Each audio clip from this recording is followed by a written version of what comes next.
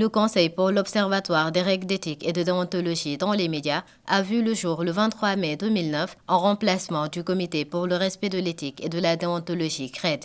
Il est l'organe d'autorégulation qui garantit le respect des règles d'éthique et de déontologie.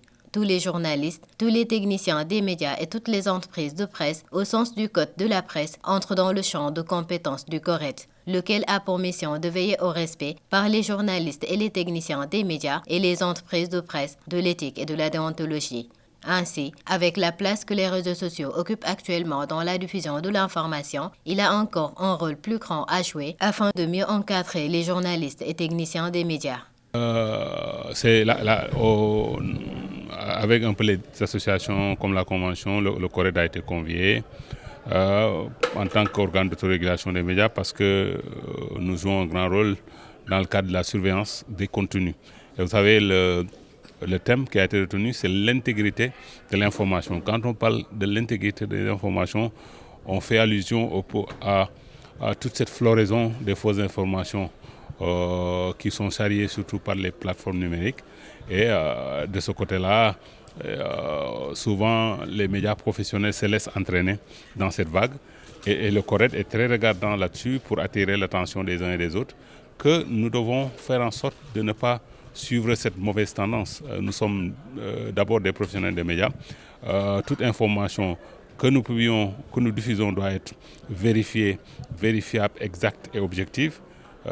Sinon, c'est notre crédibilité qui en prend un sacré coup. À la question de savoir si les journalistes et techniciens des médias connaissent-ils leur tribunal des pairs, son président Mamadou Thior répond par l'affirmatif, même s'il y a encore des efforts à faire. Tout à fait. Nous avons fait des tournées physiques et des tournées virtuelles.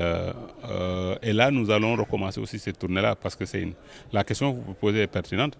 Parce qu'il y a un renouvellement. Il y a beaucoup de jeunes qui sont venus embrasser cette profession-là.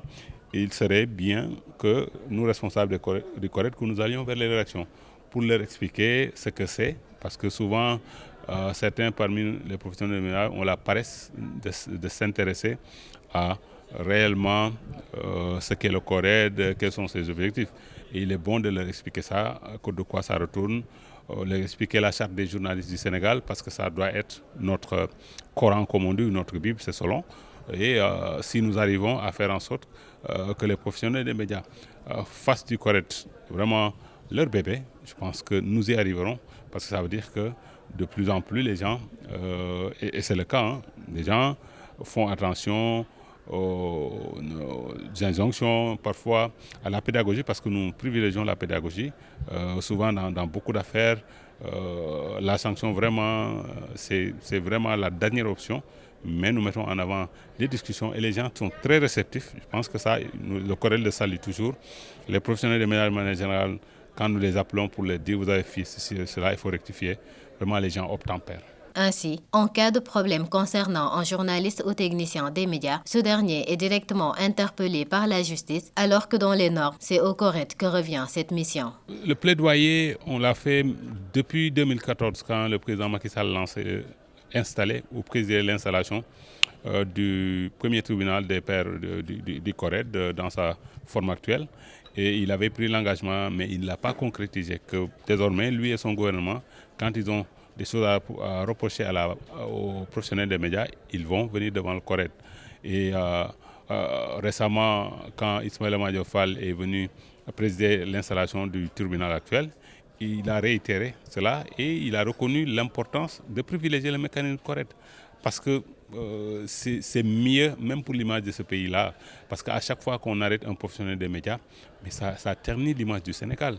Et comme nous avons un mécanisme qui fonctionne très bien et qui peut prendre des sanctions qui peuvent être lourdes si c'est nécessaire, les régimes qui se succèdent gagneraient et ils ont pris conscience.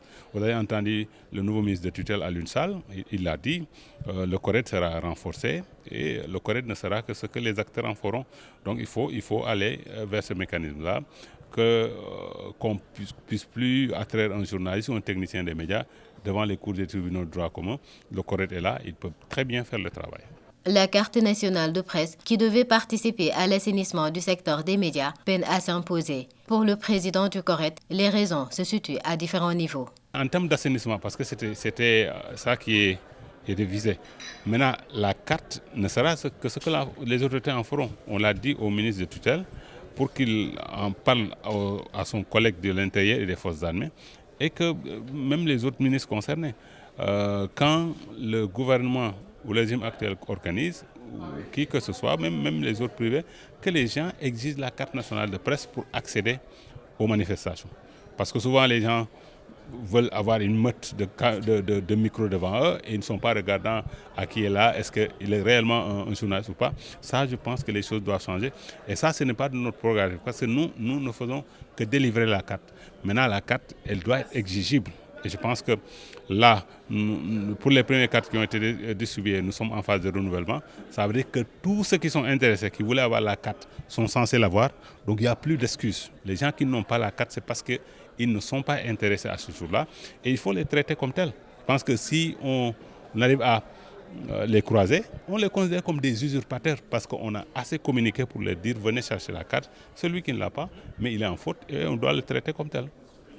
La carte nationale de presse est le seul document reconnu par la loi portant code de la presse pour prouver la qualité de journaliste ou technicien des médias. Sans elle, il ne doit pas être possible pour le CORED de défendre un journaliste ou technicien des médias en cas de problème. Celle-ci est devenue exigible à tous les professionnels des médias.